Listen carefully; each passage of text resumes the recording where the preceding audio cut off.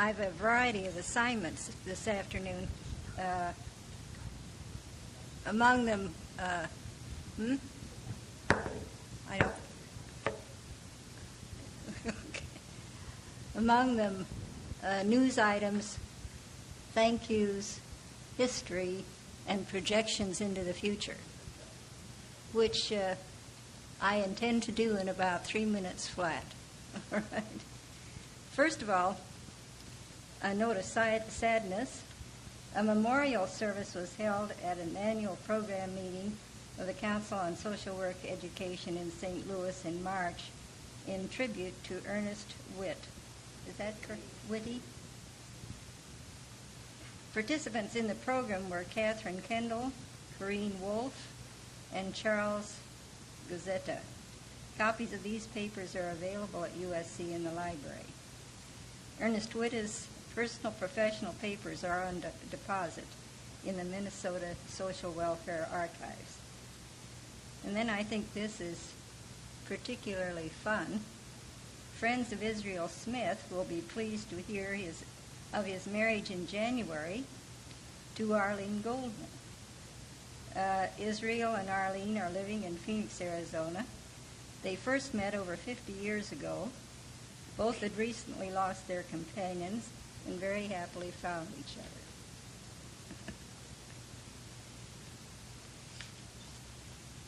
We are pleased today that the arrangements here were done in the totally professional way they always are when these ladies do it. And Ostamel, will you stand? Marge Schwartz, Edna Gerstel, he's still working, and Ruth Britton. Anyway, we're very grateful for their putting this together today, and we appreciate it very much.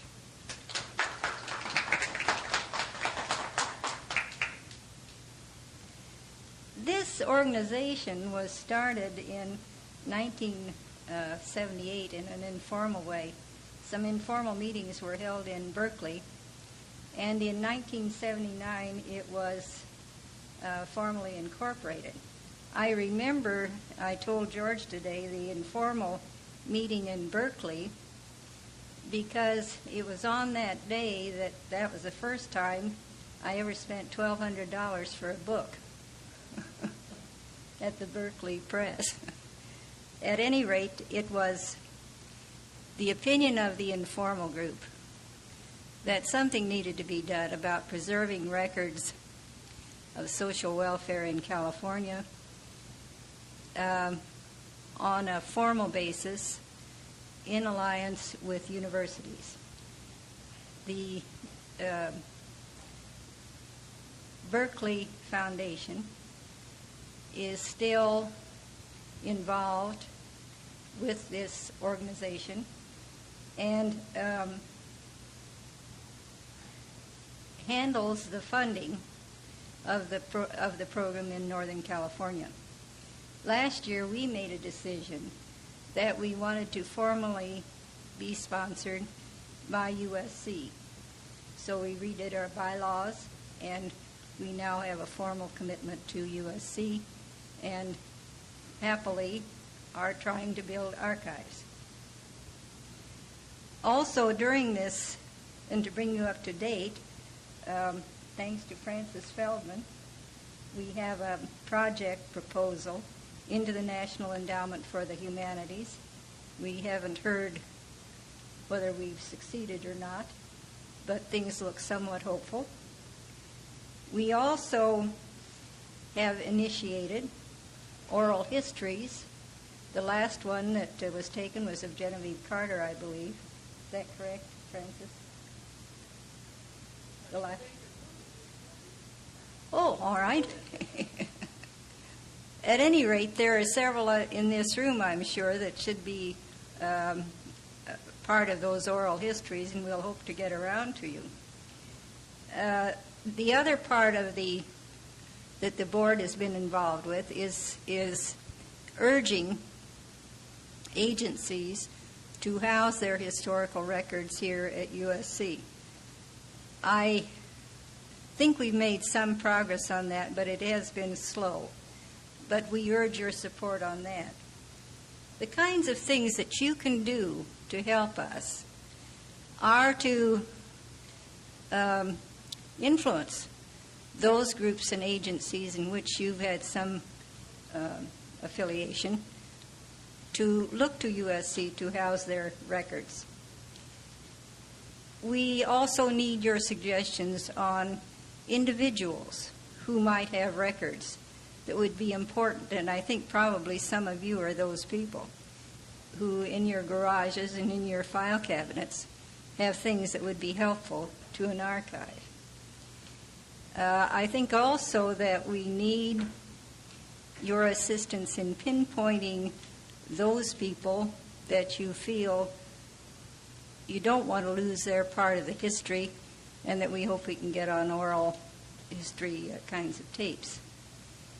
The other part of it is the financial support of the archives, in which up to this point has been totally supported by individual contributions. I have some envelopes here which I'm going to have people pass around, and if you're so inclined, you can put a check in.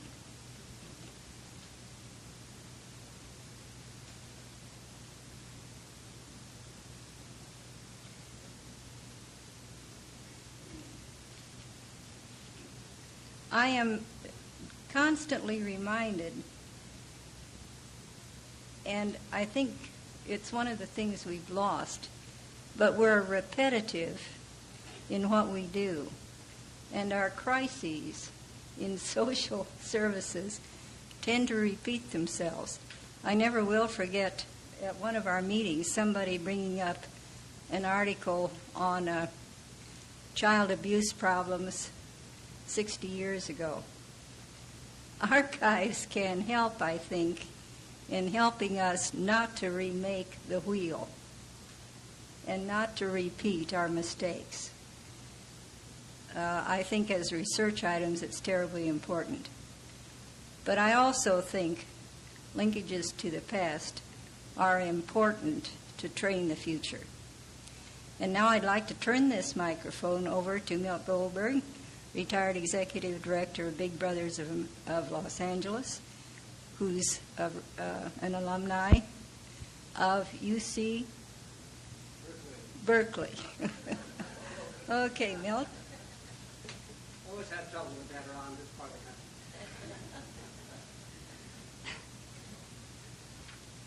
Although I've been identified so much with activities around USC and having had graduate students of the agency for about 25 or 30 years, I really feel like I'm almost like an alumni of USC. But I've never talked too much about my Berkeley identification because it wasn't very popular in this part of the world. But in those days, I couldn't afford to go to USC. I had to go to Berkeley. I had no choice in the matter. I've been given the privilege of trying to have a little part of the fun session here today. Many people thought it would be interesting to find out how did you happen to become a social worker. Some people trained for it, some fell into it by accident, and some were forced into it. And we'd like to take the remaining hour, perhaps, and give you an opportunity to share with us how you became a social worker. We thought 2 minutes, 3 at the most, less if necessary, but not beyond 3, and get some sense of the kind of experiences we've had in the past in coming into social work. I know some of us who are the older vintage, our introduction was quite different than the introduction today, where people are very well prepared. In the undergraduate schools, they prepare themselves to be social workers, and then they go to graduate school and get degrees and get out and get jobs. It's highly structured.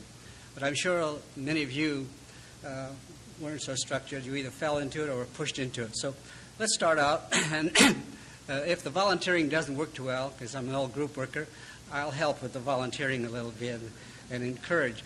I remember, every once in a while I do remember that I had some training in group work. And just about a half hour ago, something that I learned 100 years ago in a group work class about this business of leading a group. Well, you notice the way the chairs are organized?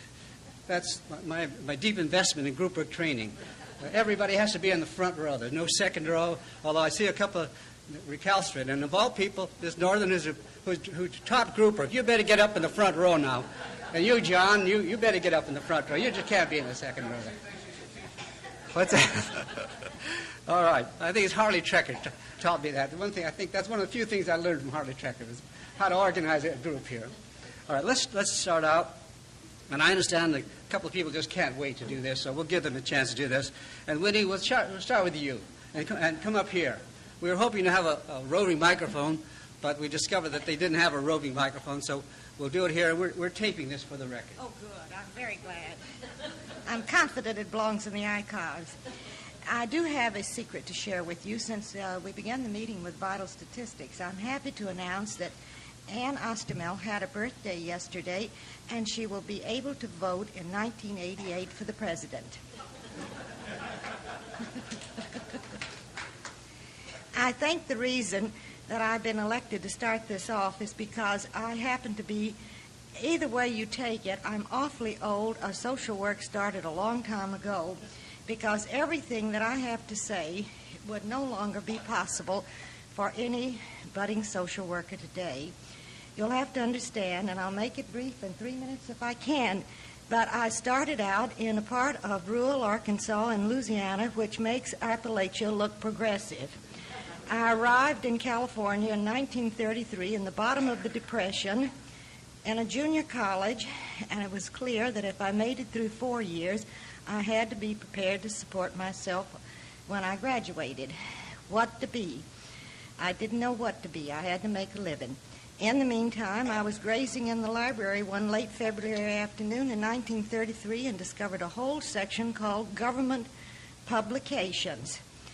I took down the section on Agriculture Department, and after perusing the boll weevil a while, I put that back and took the Department of Labor. In the Department of Labor, then if you remember, if you're old enough, Madam Frances Perkins was secretary. Deep in the archives of that publication, loose-leaf publications that they were, there was something known as the Bureau for Women. In the Bureau for Women's Publications, there was something called Careers for Women. Now, I have to tell you right now, you know how long ago this was, because that would have been impossibly sexist to have a section on Bureau Careers for Women. I took a look at Careers for Women, and it was even more sexist.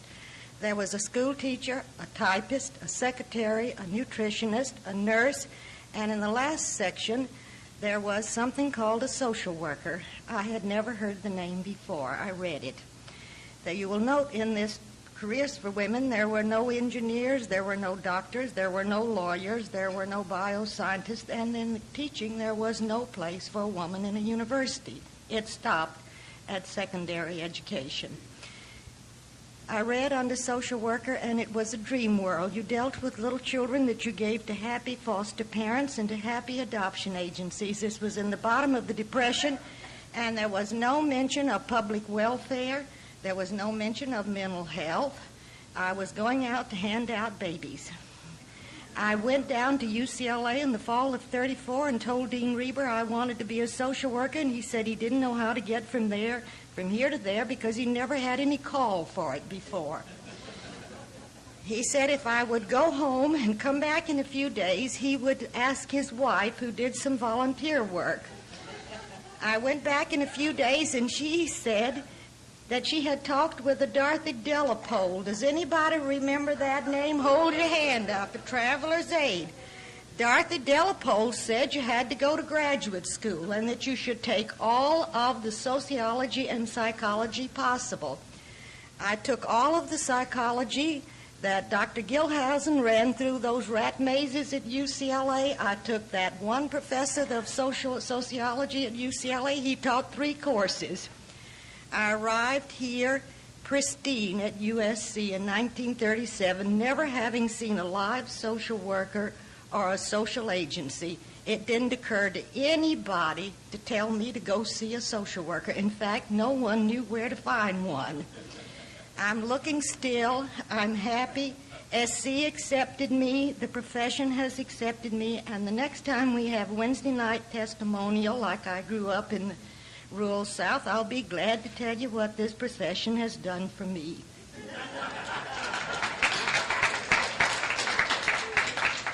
Well, that's a good warm-up. Thank you very much. Lola, are you able to participate? Is Lola here?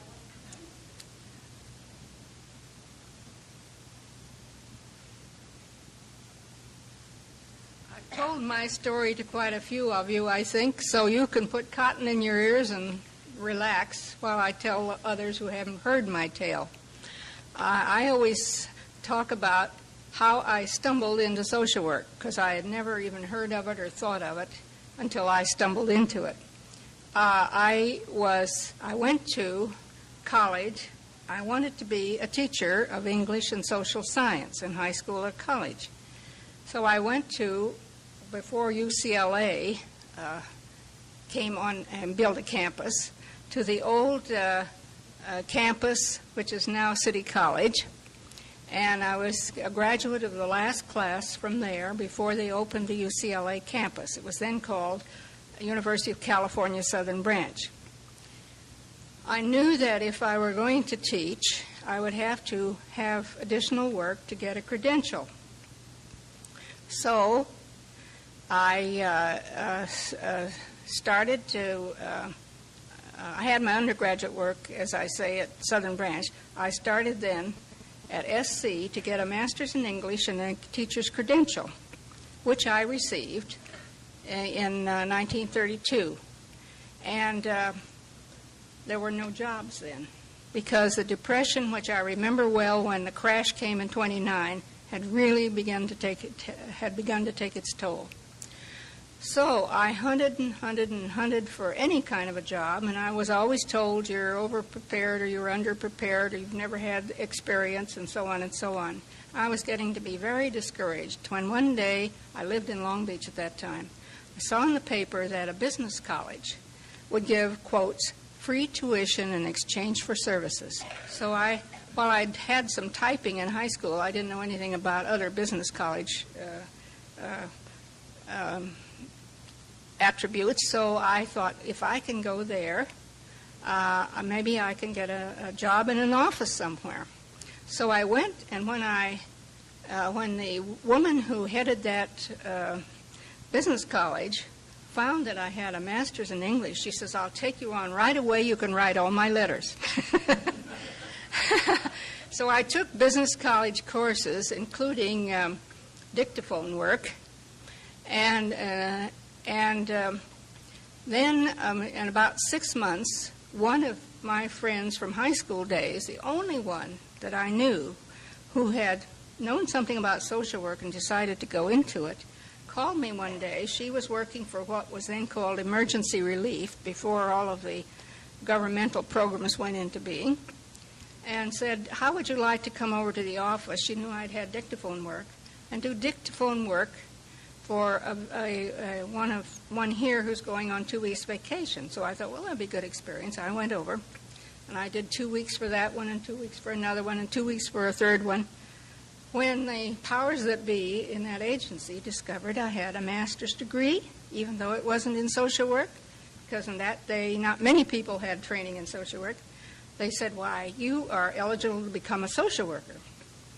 So I had to decide to find out, however I could, what social work was all about. So I started to going to night classes. I started working in the emergency relief in Long Beach. I drove up at night to SC, where there were undergraduate courses in social work in those days, and took courses for several years. And of course, as soon as the governmental programs went into being, I was put on those staffs, and I had a very busy time working and going to school. My social work education went over many, many years. When the State Relief Administration discontinued, I used what money I had then to go back to SC full-time to finish what was called the first year certificate, to get what was called the first year certificate. At that time, the World War II broke out, and Arlene Johnson, who by that time there was a graduate school of social work here. She says, I wish I could provide you with some resources to say on a second year. I'd spent all my money by then. But she says, I can't, but there are lots of jobs opening up as a result of the war. And maybe you can come back later. And that's what I did. I went into USO Traverse Aid work, had a wonderful experience there, and believe me, it gave me a breadth of experience I could never have possibly hoped for otherwise. And I was with them for a long time. And then when that program discontinued, I went back to Chicago for my second year, and eventually back to Chicago for advanced work. And eventually I got into teaching because Arlene Johnson came back to Chicago, where she had gotten her degree.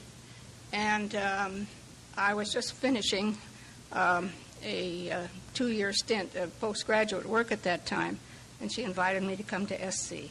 So I landed here teaching in 1956, and that's my story.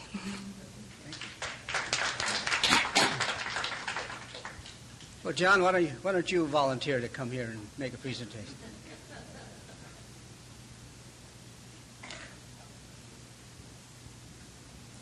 I'm an instant social worker, so my statement will be very brief. But I graduated from Stanford University in 1934 and returned to my parents' home in Twin Falls, Idaho, not knowing how to earn a living because there were no jobs, and I really was not prepared for anything especially. And the second day I was home, I saw a very attractive blonde lady come out of the neighbor's house and get into a new Ford Roadster. So I asked my mother who that was, because she wasn't one of our neighbors, and she informed me that her name was Joetta Day, that she was a social worker from Cleveland and had come to Idaho to help establish public welfare. Following day, I was mowing the lawn, and Miss Day came over and asked me if I wouldn't like to take a ride to Boise, Idaho. She knew that I had friends there, and she needed someone to go along. I did this. On the way, she talked about social work. I'd never heard about social work before. And I visited my friends and returned home with her, still talking about social work. And just before I got out of the car, she said, "You report for work in the morning." I said, "I have no idea that I want to be a social worker." And she said, "Well, you can come down and volunteer for a while." So I went down and volunteered for 3 days and took a job at the salary of $17.50 a week. Overpaid. In 6 weeks, I was sent off as a county director of a small county at $25 a week. And so my career was launched.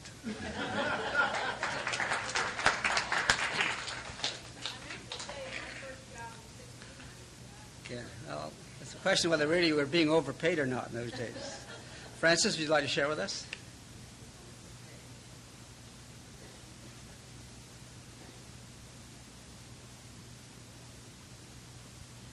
I'm another one who didn't know what a social worker was. I had finished college, was going into medical school in September, and needed a job for the summer. A friend who was in the same position called and said, "Take off your lipstick, put on some glasses, wear some flat shoes, and go see Mrs. So-and-so at such an address, and she'll give you a job as a social worker." And I said, "What is a social worker?" He says, "Somebody who works for the state or the county, and you help people." So I didn't own any glasses, but I could take off my lipstick and wear some flat shoes. And all she wanted to know was, did I have a degree? And that was really all, except that I had to have a car, and I had to report that to work the next day with a car and a valid driver's license, and I didn't know how to drive. As a consequence, I had to call my brother, who was working his way through medical school, who rushed home, showed me how to drive, took me to the Motor Vehicles Bureau, the one that's right down the street here. I was given a license, And I reported to work the next day, being followed by one person part of the way, and then this fellow who'd called me the other way. I don't know what they thought would happen, what they could do if I went astray. But I arrived, I was on the job about 10 minutes, and my supervisor said, "Take this grocery order to such and such a family." And I said, "What's a grocery order?" Nobody had told me what the agency does. "Oh," she said, "you can read it." Well, I was much more preoccupied with how I was going to get to where I was to go. So I drove first, arrived safely at the address, then began to read the instructions on the grocery order, and I really could not decipher what they meant. A woman drove up behind me, and you will remember this lady, June, drove up behind me, and she said, "I saw you being sent off. Do you know what to do with that?" And I said, "No." She said, "Let me tell you." And she explained a grocery order and what you do when you see a family for the first time. Some 10 years later, she was a worker in an office of which I was the director, and I had never forgotten her kindness. Do I get another 2 minutes because I brought somebody else into the field, as ignorant about it as I. Needless to say, I didn't go into medicine. I stayed in social work. I was being courted, and many of you knew my husband. And he'd come to see me in the evening in the Depression, walking the 3 miles to my house because he didn't have enough car fare or gas for his car. He was a research chemist. As a research chemist, he was working 2 days, sometimes 3 days a week, because nobody cared about research chemistry at that time. And I tell him about the clients I'd seen. He said, "I wonder if I can get a job like that." So he went down and got a job like that because he had a very good degree from Johns Hopkins, and he worked in the same office as Lola, as she will recall. And he never went back to chemistry. So social work got 2 of us almost for the price of 1.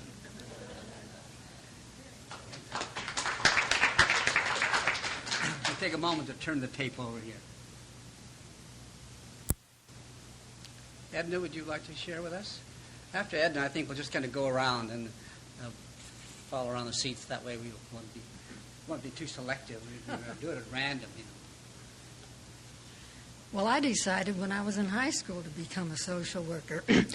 We had a class in social problems, and the instructor had done social work in Chicago, and he used to enliven our sessions by telling us about his experiences, and I said that was for me.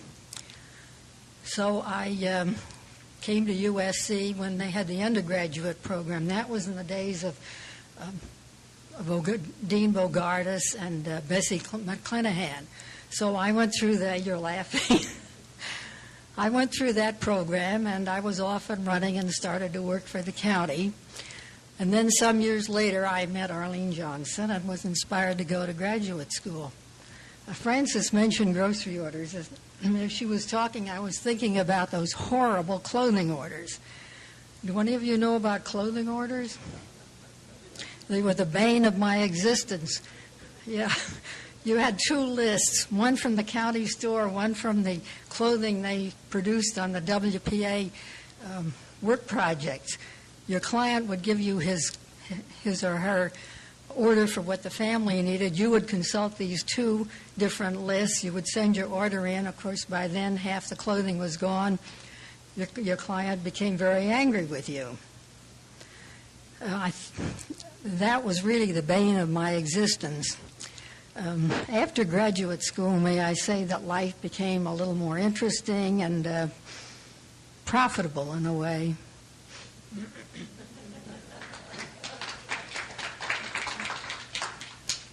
Up to this point, looks like we're having a review of the Depression.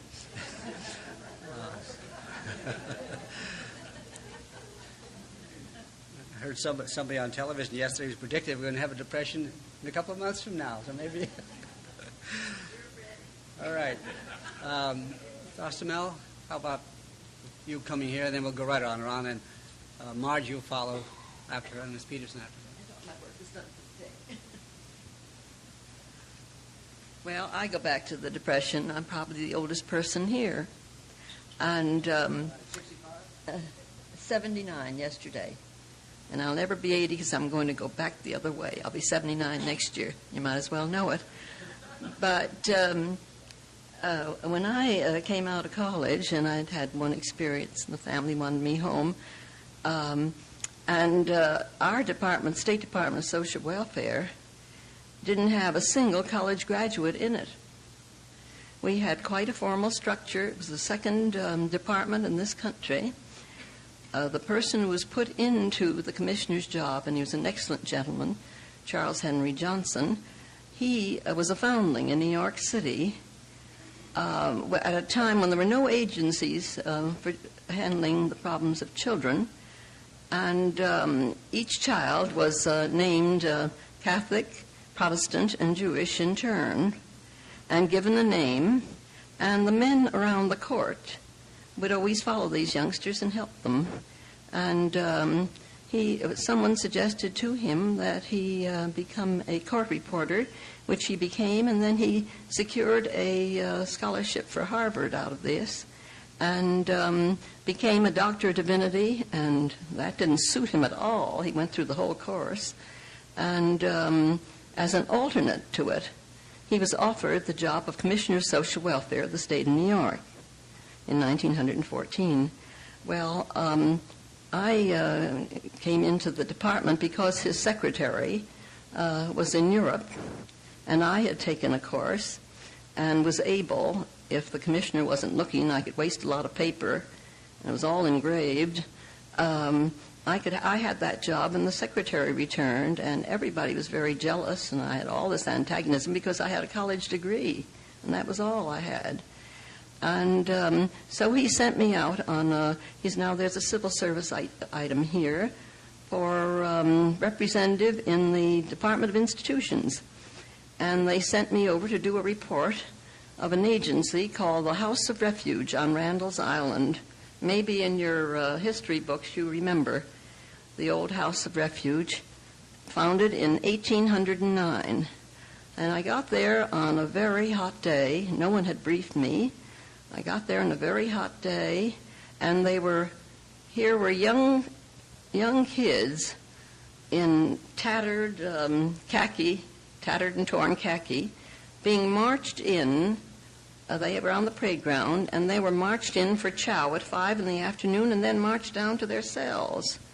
And I learned that for even slight infringement of the rules, they were placed in cells 3-tier underground, and for serious infringement were on water and bread for 30 days. When I learned this, I began to retch, and I couldn't wait to get off the island. And when I got home, the commissioner learned that I went to the island, and I was so disturbed by it that I retched. So out of my retching, they decided to call the president of the board of that agency, called him into the office, and they exhumed a report. Now, this was 1930.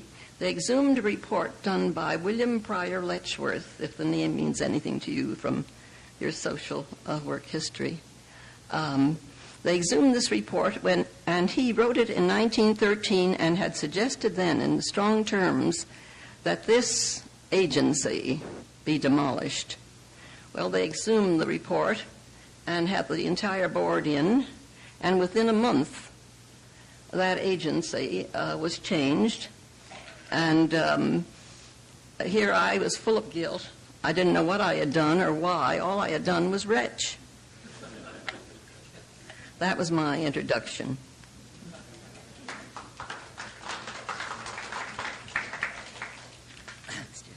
Marge? I know Marge quite well. She has a distinction, as far as I'm concerned, of being the first professional volunteer that I met when I first came to work with the Jewish Big Fellows. Marge? Well, I had been going to college, went first year at Pomona, and then I went to UCLA, and then I got married. And the gentleman to whom I was married told me we would go back to Butte, Montana to live, and that I would be a member of the Junior League, and this, that, and the other, and lovely promises. So I decided that I had to be a social worker. I wanted to go up there with some know-how and how to do good. And I came down to SC because he was at law school here, and I enrolled my junior year and senior year under Bessie McClanahan and Dr. Bogardus, as you did. And that's how I happened to get into social work. My mother had been urging me to be a nursery school teacher. She was ahead of her years in her advice. That need came a little bit later. But then along came the Depression. Well, first of all, I must tell you, I didn't stay married. It was a big mistake, and I knew it wasn't going to work, and I became divorced in 1936 when I graduated from SC. But I hadn't taken my fieldwork training, so I had to come back for another year so that I could get a job in social work. By that time, I knew I had found what I wanted to do. And I worked in Long Beach, and eventually, I was down there for 3 years, and I was courting my husband. He was courting me, and I say it advisedly. I was really courting him. And you all talk about the Depression in those days. In order to have the gas and the oil to come back in to see him, all the workers in the old age security office would give me their reference calls, that I would work my way into Los Angeles until 5 o'clock, and then I would work my way home at 8 o'clock the next morning. And I stayed with my different cousins night after night so that I could do this and take advantage of it. So I helped them, and they helped me. And I continued working until 1943. By that time, I had 2 children and a mother-in-law to take care of. And I haven't been paid since then, though I think I've worked much harder than I did in the volunteer work that I've done.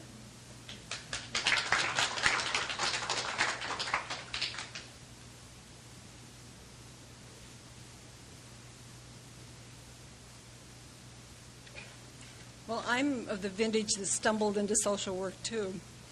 During high school, I wanted to be an attorney and study law, and my parents insisted that there really wasn't very much of a place for a woman in law, and that what I really should do was to teach school. And I wasn't very enthusiastic about it, but we moved to California, and my father immediately arranged for me to be enrolled, I had graduated from high school, in Chapman College, which was across from the old UCLA campus, Lola. It was right at that time. And because a friend of his had been the first dean. So 2 years there, and I realized I wasn't going to get what I needed for a career of any kind. And at that point thought, well, I guess I better teach. Transferred to USC and graduated in 1932. I'll be very specific. But before the beginning of my senior year, I realized that students were not being hired as teachers. There just weren't any teaching positions, and I decided I better scrounge around and find out something else that I could do. And at that point, I started taking undergraduate social work courses and working toward the old certificate of social work. So I graduated in June. At that point, was continuing with my certificate and doing my field placement in the old, now Department of Public Social Services. And at that time, they hired me immediately, didn't want me to even finish my field placement, and I insisted on finishing it without salary, even though they were putting me on a regular file. I had a training supervisor, but that was about it. Then I had to have a car, and I knew I couldn't use the family car, so I got a hold of a car that my uncle had left behind, saying I'd love to buy it, and he said, if you can get it to run, you can have it. My brother got it to run, and that's what I used to make my calls. And it was dubbed Deppy for depression, and everybody knew the car. On one of my trips downtown, the gasket or something blew, and it sounded ridiculous. You could hear me all over downtown Los Angeles, but I kept my appointment. So that's the way I started and continued for a long time with the Department of Public Social Services in the various possibilities that there are there, and eventually into child welfare. From there, I detoured for about 10 years in community organization, private agency, and so forth, and then back to the public agency. But that's how I happened into social work. You can imagine how enthusiastic my family was, although they had been involved with agencies in Cleveland, Ohio. They didn't like my study of law because I would always be dealing with other people's problems. So you know they were excited about my going into social work.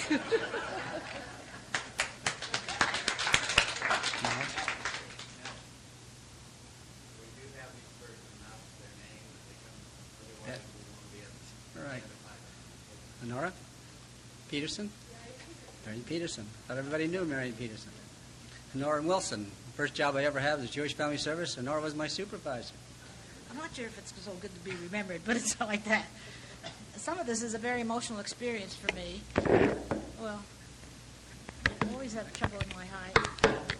Electronical expert you're not, huh? That's right. You don't have to be. Thank you. Nice to have you help fix it. Not sure I could do it either, but I'll try. It's very exciting to hear people talk about. I said it's very exciting to hear people talk about Bogardus and McClanahan. George and I have an experience with Bessie McClanahan, and I with Earl Young. And so I have a little anecdote about how I became a social worker in relation to Earl Young. But I also am proud that I was an undergraduate student and have a bachelor's degree from Berkeley. But my mother was the first woman to graduate from the USC School of Pharmacy. So I was trained right from the beginning that I had two functions in growing up. One was to get married, and the other was to be a school teacher. So when I came down from Berkeley, I came to USC, since this was the university of my family, and I enrolled in the school education to get a secondary teaching credential. But while I was in Berkeley, I had become very friendly with a woman who was really a big sister to me, who was about 4 years older than I, whose father was on the board of the Jewish Federation in Oakland, and she was the social worker. She really was the Federation. And she used to come down to Berkeley and take me out for rides and so forth and so on, and she kept on telling me, you have to be a social worker. I didn't know what that meant, but she kept on saying that. And when graduation time came, she told my mother she has to become a social worker, and everybody listened but wasn't very sure what that was. So the day that I was registering at USC to go to the School of Education, I saw a man sitting at a table that was taking registrations for the School of Social Work. I guess I've always been a girl who thinks of the second chance, so I thought, well, I know Joe said that, and I don't know what to do about the School of Education. I think I'll go and enroll over there in the School of Social Work, and then I'll have two things. So I went over, and Earl Young was sitting at the table, and I said, my name is Honora Kessler, and I want to enroll in the school, in the social work school. And he looked at my material, and he said, young lady, you have to make up your mind. You have to do one or the other. You either have to become a social worker or you have to become a teacher. Well, at that point, I developed a piece of behavior which has been very valuable for me. I was only 21, but it has done me in good stead, particularly with men. I started crying. At which point, this is the true story, Earl Young put his arm around me, patted me, and said, little girl, you're enrolled in the School of Social Work.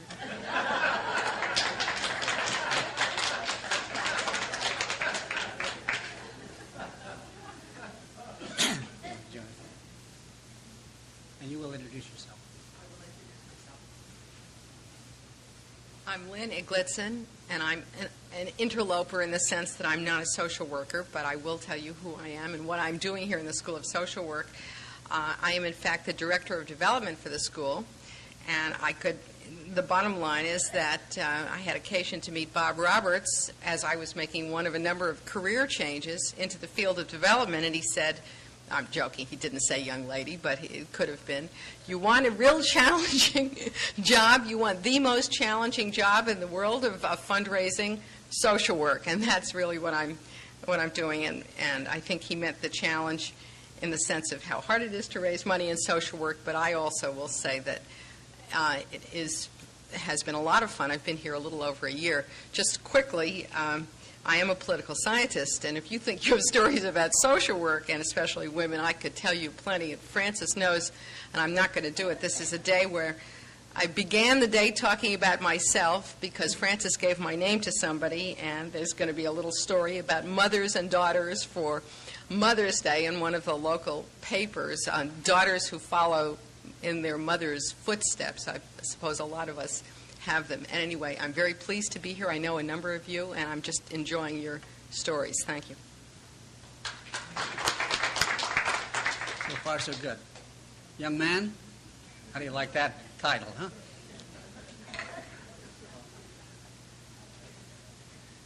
My name is Herman. I'm a doctoral student here at USC, the School of Social Work. And it's been a delightful experience for me to meet some of the people who I've met in the archives. Ruth, really, Ruth has Ruth Britton, who's everybody knows is a fantastic resource. I started asking about the period of the early social surveys. So Ruth said, hold on a second. And she took out a plain-covered, privately published university USC book written by Professor Bogardus, and it had the history of the School of Social Work. And it so turned out that the archivist had a lot of, in Doheny Library, had some other material, and I got to Bessie McClenahan's doctoral dissertation, where she did a demographic study of the USC area, and I really feel very much at home hearing some of these early starts in social work recounted. I had a little bit more of a prosaic start in social work as my contemporaries. I knew what social work was, and actually I did a 1 year's program at Tel Aviv University. I had finished high school over here in Los Angeles and decided I didn't want to go to school next close by, and Israel seemed like a nice faraway place. And some of you who have been in Israel know that it's a really, really interesting society, and I became more and more interested, and I started exploring the opportunity to go to school there, but unfortunately their university system is unlike the U.S. It's a very European system, and the School of Social Work had the most eclectic type of program. You could take courses in the School of Medicine and sociology and biology, whatever you wanted, and it seemed like a good course of studies to go into. And I did that, and I really enjoyed the field. I naturally developed an interest in CO, and that's nowadays not where the preponderance of social workers are.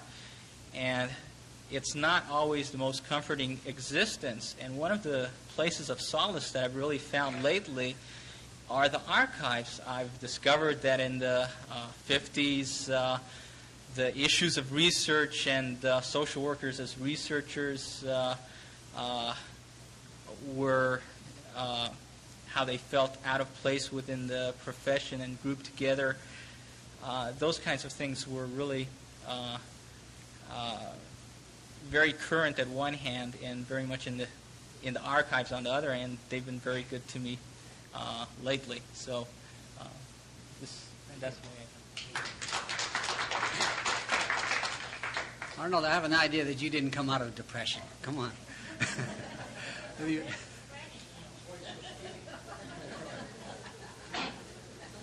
There are all kinds of depressions, which right.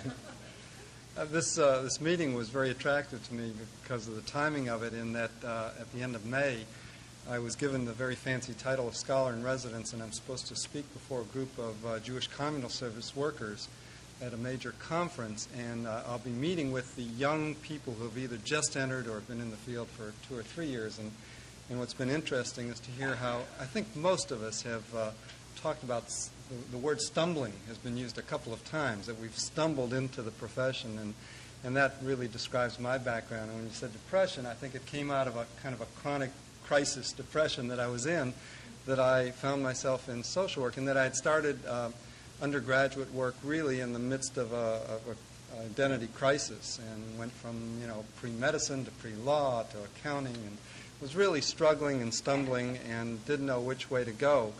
And at the end of roughly 2 years, I left undergraduate school and went into the Army. I had the good fortune of having that 6-month Army active duty plan available to me, and it gave me just kind of a little space to kind of get away from school and kind of get myself pulled together.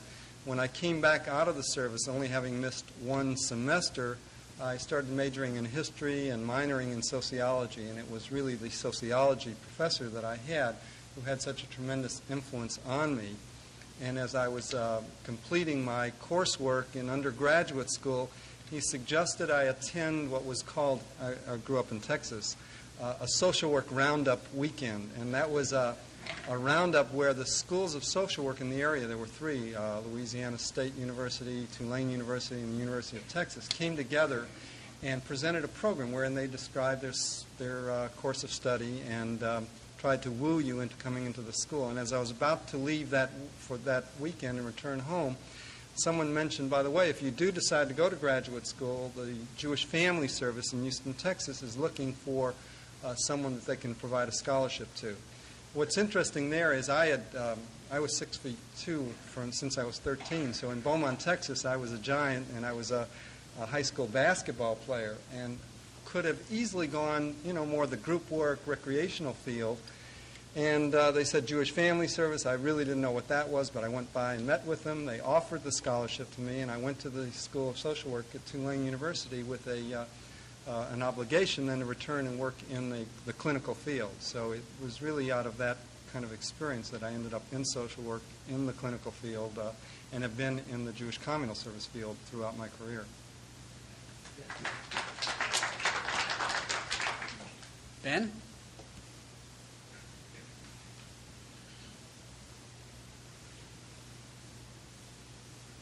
I'm Ben Cohen. I grew up in Scranton, Pennsylvania. Spent more time at what was then called the Young Men's Hebrew Association, YMHA, now called Jewish Community Centers. Played basketball, handball, swam. Majored in handball. Right, majored in handball. And worked in the towel room, worked as a pin boy in the bowling alley, belonged to a club, a boys' club in the center, and then became a club leader, a day camp counselor, and saw the director of the center as someone I'd like to be like. And got into a conversation with him about how you get into this field, and he told me that he had been a teacher and moved from being a teacher to the center director, but that isn't the way you do it these days. You need to go into graduate school, and I decided that I would do that, and then went from there. Never did work in a Jewish center because I had my first and second years of graduate work separated by the Army for over 4 years, and decided I didn't want to work all those nights. I was married and wanted to spend some time at home, and therefore never got into Jewish center work, but did get into the field of social work. All right. We're getting along fine. We've got about 25 more minutes, so this group will kind of speed up a little bit.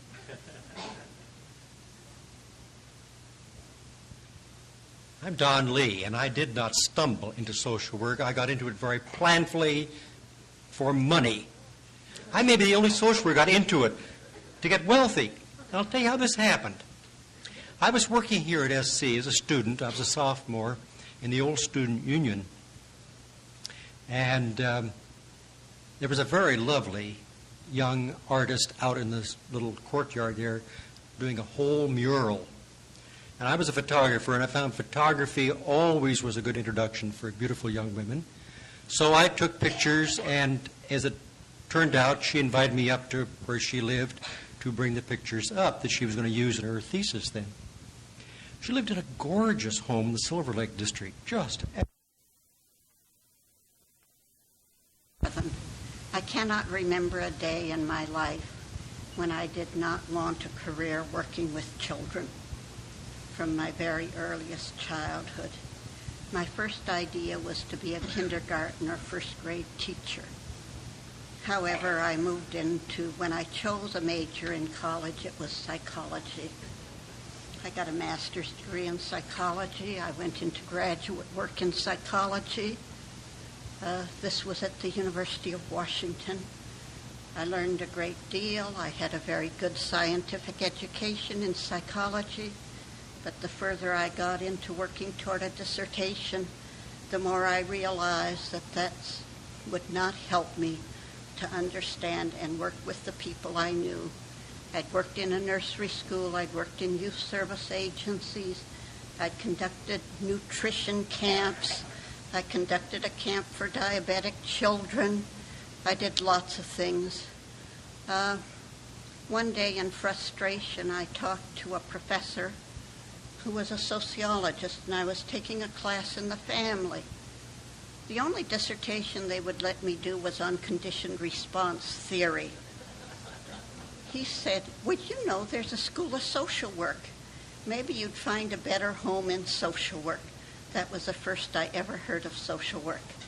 I did not go to the school at the University of Washington. However, I went east to a school of social work and never regretted giving up psychology for social work. The irony now is that 35 years after I gave it up, social work started to embrace conditioned response theory.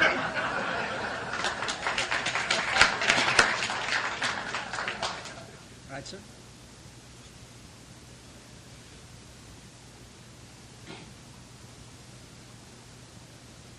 My name's Patrick O'Reilly, and I'm another person who stumbled into social work. I hitchhiked out here in 1949, had the GI Bill, started in school. I was unemployed the second summer I was here, and a friend of mine told me I could live at the Uniprasera Boys Club where he worked. As a result of working at the Uniprasera Boys Club, I came to graduate school here at SC and met my wife in graduate school, and I have a daughter that's a social worker, too.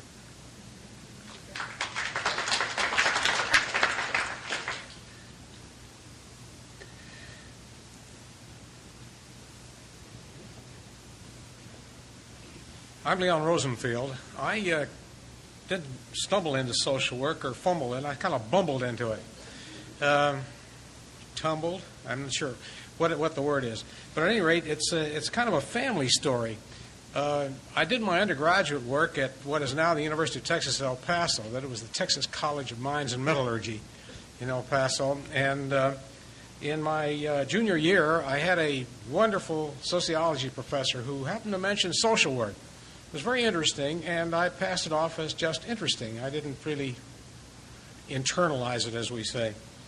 At any rate, we came out to California in 1936. I'd already been out of school 3 years at that time, and I did a number of different things, and got interested in one thing and another, and finally got a job with the Los Angeles Times as a classified ad salesman. And I wasn't too happy with it. I don't like selling, especially selling things that people don't want. And so I happened to see an ad in there for Vista Del Mar Child Care Service. Somebody wanted an associate, a boys worker. So I was mildly interested, and I thought, well, that's not bad. And by the time I made up my mind, the ad was already out of the paper. And it so happened that a person whom my mother had employed as a children's nurse, I'm the oldest of 8, and my mother had a children's nurse back in El Paso, who meanwhile had migrated to California also, and my mother had kept up a telephone conversation with her all along. And she called my mother one day, and she said, "Why doesn't Leon try for this job? It's just what he needs." And my mother said, "Well, how do you know about it?" "Well, I'm working at she was working at what I think we knew as a preventorium at that time, the health cottage." And so my mother said to me, "Miss Ebel says, why don't you do this?" And so I said, "Well, if the ad's out of the paper, it's too late." So she said, "Well, maybe it isn't." And I said, "Well, maybe it is." And so I argued with my mother, which was kind of a daily operation. And so by the next week, all of a sudden the ad appeared again. And thinking as I was as smart as I probably wasn't, I learned how to find out telephone numbers and places. So I had an address in the ad for Joseph Bonaparte on Exposition Boulevard, and maybe remember that address. So I found out from the telephone company what the telephone number was, picked up the phone and called him. And I said, Mr. Bonaparte? He said, yes. I said, this is Leon Rosenfield, and I'm interested in the job that you advertised. And I started to go on, and he stopped me. And he said, Mr. Rosenfield? I said, yes. He said, did you read the ad? I said, yes. He said, it said right. Bang. And he hung up the telephone. I thought, well, that takes care of that. Anyway, my sister, who was studying stenography at the time, was living at home with me at that time, and I said, how would you like to do a little practicing? And she said, fine. So I dictated a letter to Mr. Bonaparte, and surprise of surprises, he asked me to come out for an interview. Well, I had 2 interviews, and many of you knew Joe Bonaparte. He was quite a guy. I learned a tremendous amount from him. But he called me up, and he said, I think things are going to be all right. And I didn't know what he was talking about. Finally hung up, and I said, what the hell does that mean? And finally, he called me out, and I got the job. I understand that I was one of quite a number of people. I got the job.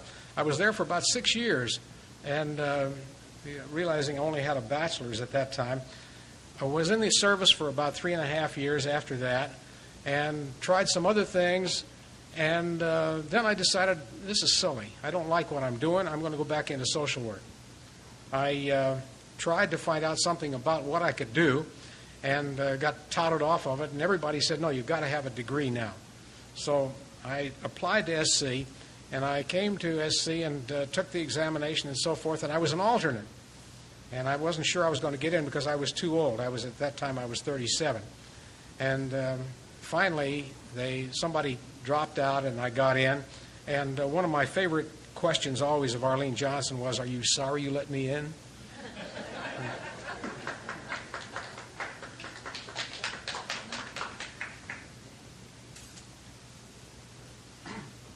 With Joe Bonaparte too, but the answer for me was no at the time. I'm Elsie Puzzlin. After graduation from the university at UCLA, I got my BA degree in teaching. There were no jobs to be had in Los Angeles County, but through a neighbor, I got a job at a little town called Hillmar. It had a 2-room schoolhouse, and I taught the first 4 grades. After the first year, I was told that I would be fired. When I asked why, they told me that I was associating with someone who wore too much lipstick and rode around and smoked cigarettes. So I was guilty by association. Anyway, the last day of school, somebody thought better of it. We had a picnic on the school grounds at the end of the school year. So one of the trustees, they called the people who hired trustees, went around, asked everybody how I was doing as a teacher. And they decided they would keep me another year, but at a reduced salary. My opening salary was $125 a month for 10 months, but it went down to $112.50. Anyway, I stayed for the next 4 years, a total of 5 years, and thought I had had enough of that. So when I came to LA, I found there were still no jobs for teachers, and decided to go to take a business course such as Lola did. And they soon learned that I had a teaching credential, and my tuition was free because I had that credential. At the end of about a year, there was still a problem of getting a job, but I made an application to the State Relief Administration. I took the stenos exam and the social work exam. And you might know where I got in first.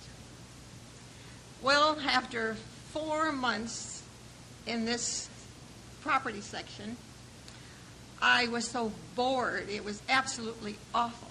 I kept pleading with my supervisor to see if there was an opening in the social work series. He did so, and I did get in then in the social work part of the agency. And that's how I stumbled into social work.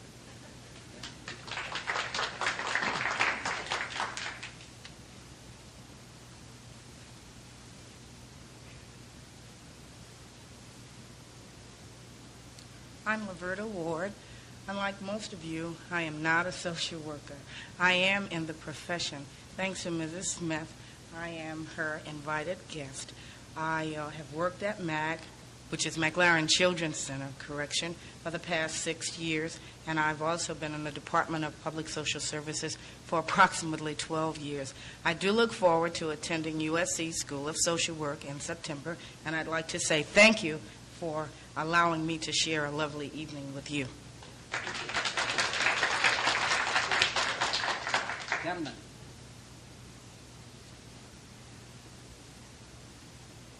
I'm a bit reluctant to share my words because I don't think somebody of my age should be on the archives tapes here. I say this because whoever's listening to these some years can fast forward as they reach these comments. But what is rather interesting is that roughly 30 years after many of you entered the profession, I went through exactly a similar process. So one wonders whether this had as much to do with the Great Depression as you think it did. In my case, I got an undergraduate history major at Oberlin, had absolutely no concept of what to do in life, decided I should become a journalist, perhaps for a while, got in my car, drove to the state of Washington, sort of bummed around in different towns trying to get a job as a journalist, was always told, well, we had a job, but it was filled 2 weeks ago. So then, sort of not knowing what to do, I thought, well, I should go on and get a master's degree in history, which I then applied to a number of schools, got in, went to Boston, studied history, but knew really from the word go that that was not my field. It was, as a profession, that is. It was simply too ivory tower-ish, a perception that was intensified when I shared a desk with a fellow who was doing his dissertation in history, and I said, how's it going? He said, I've been working on it 10 years, and I said, what is it? And he said, I'm doing a history of American funeral practices in the 17th and 18th centuries, and I'm already through my second volume. So at that point, I knew history wasn't for me. I had no concept what to do. I got a list of 50 professions. Somebody put out a list of professions, and I started crossing off veterinarian. Didn't want to be that. Didn't want to be a dentist. And social work was one of the last left on this list. When I finished it, I really didn't know what social work was. So I looked in the yellow pages, and I saw something called the Social Work Vocational Bureau. And I still, to this day, I don't know what that was. But I made an appointment, and I went in. I don't know, did such things exist in other cities? Anyway, I went, and a very nice woman talked to me. She asked me about myself and so forth and so on. And she said, gee, you sound like a wonderful candidate for social work. And I said, well, where should I apply? And she said, here are 10 schools. And I said, should I continue and finish my master's degree in history? She said, oh, yes. She said, you'll be a real leader in social work. Not many social workers have master's degrees in history. So with that, I wrote a letter to the University of Chicago, where I ultimately went. And they said no interview is required, but I was so nervous about this because I thought, gee, why would they want me? I took an overnight bus from Boston to Chicago, and before I went, I read all of Jane Addams' books in sequence. I thought, surely they'll ask me something about... And I was most disappointed when I got to Chicago. Not one question was asked of me about Jane Addams. So but it just really illustrates that 30 years after some of you bumbled into the field, somebody like me did exactly the same thing. I don't know if we want to replay these tapes or not. Brown?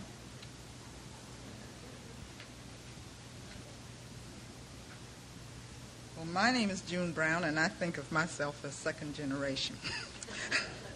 I was a kid and a teenager during the Depression, and I suppose social work in its better tradition, if there's anything that would summarize, I think, my sense of my years as a social worker, is that it gives one of the better, more humane perspectives on how life is lived. So I suspect in that tradition, social work was one of the early professions that breached some of the racist practices around employment in Los Angeles.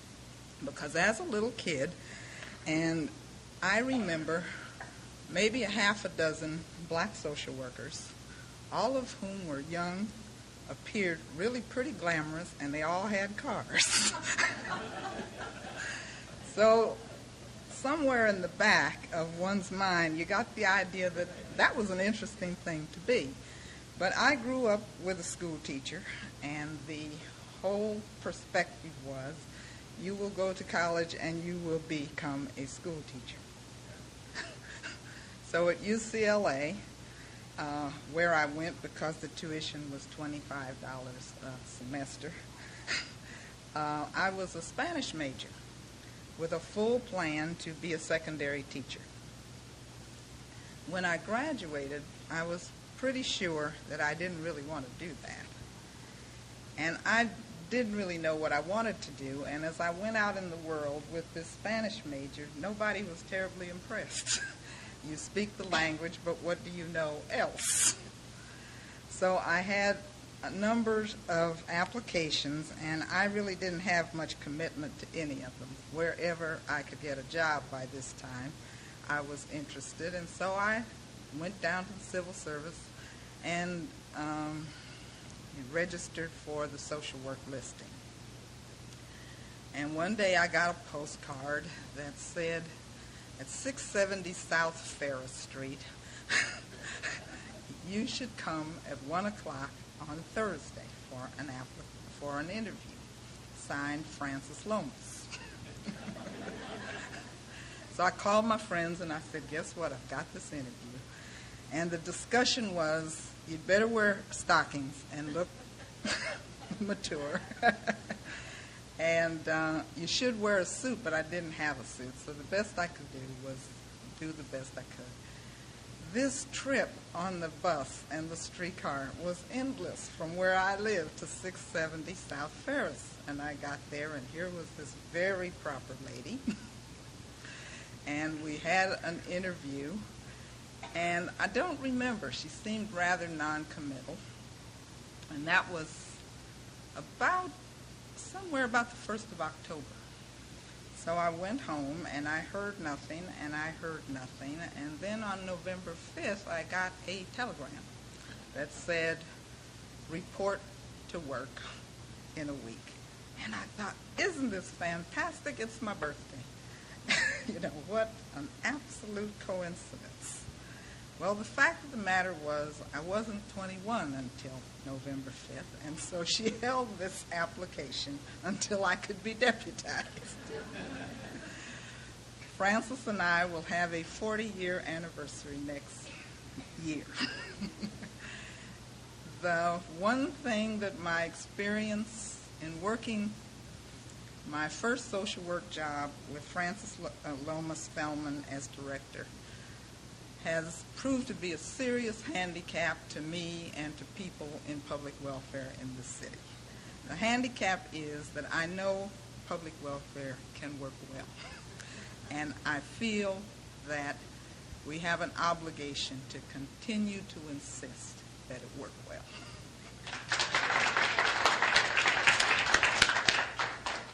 Marty?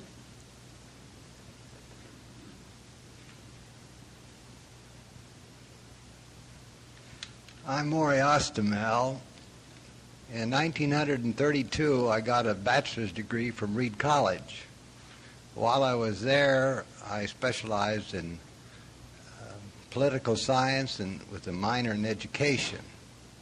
I learned a little about a philosophy of life and the use of the scientific method. In 1940, I got a master's degree from the New York School of Social Work.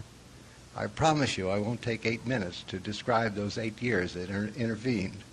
However, in 1933, I was in Albany, New York. I saw an advertisement in the Albany newspaper that said that Syracuse University was going to have a course in beginning French for state workers and their relatives. I said to my parents when I came after I'd seen this ad, I need a cousin who works for the state of New York.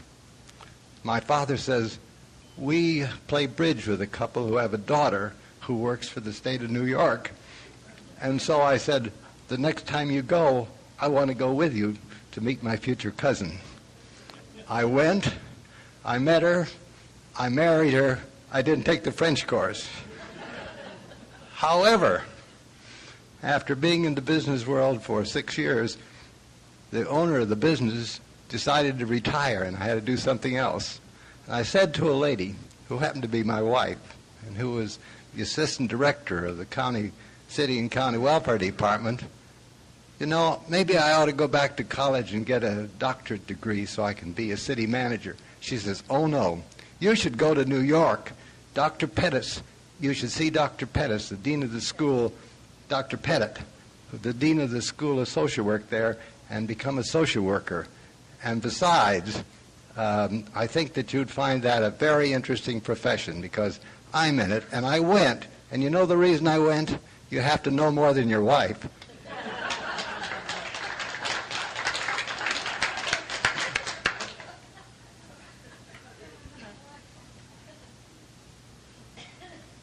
My name is Fischella Smith, and I didn't plan to get into social work. In fact, I didn't plan to come to California. I came out here with my husband for 6 weeks. He was a jazz musician with the Harry James Band, and we've been here ever since, even though he has passed away. What I did do, however, was to volunteer to Children's Home Society, and it's through Clyde Getz and Weltha Kelly that I got into social work, and they were the greatest people I'll ever know.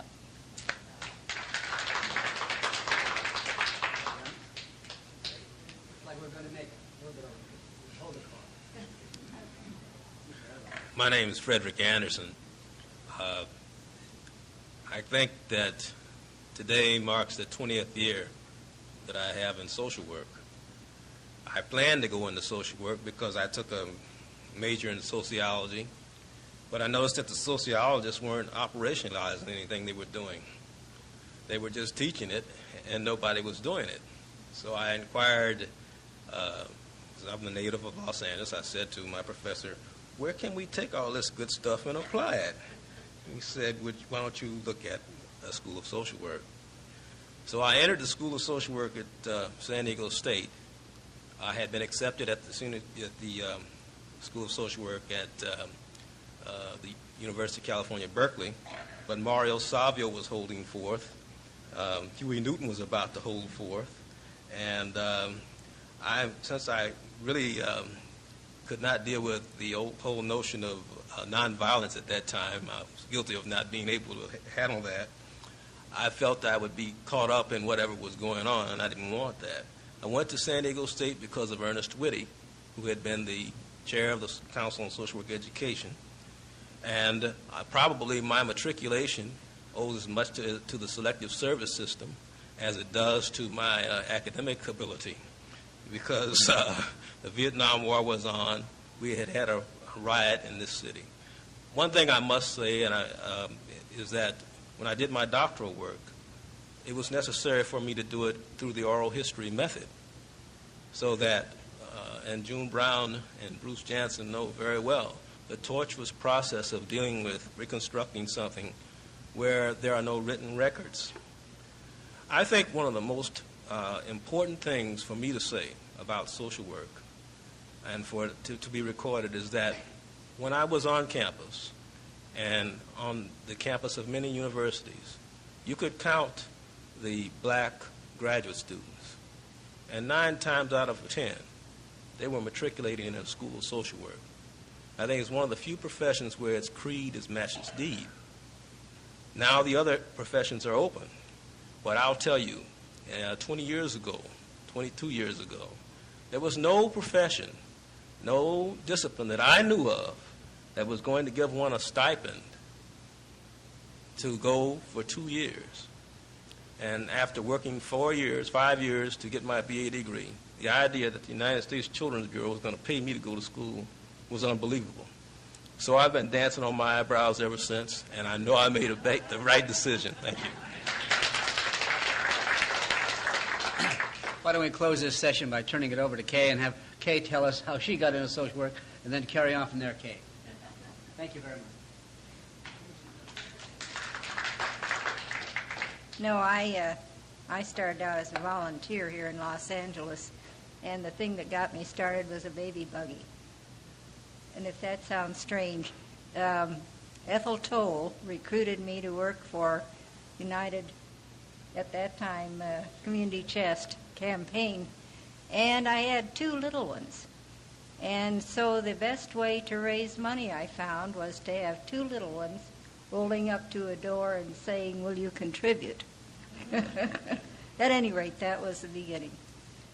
Thank you all for coming. We appreciate it very much, and these tapes will be extremely valuable. Thank you very much.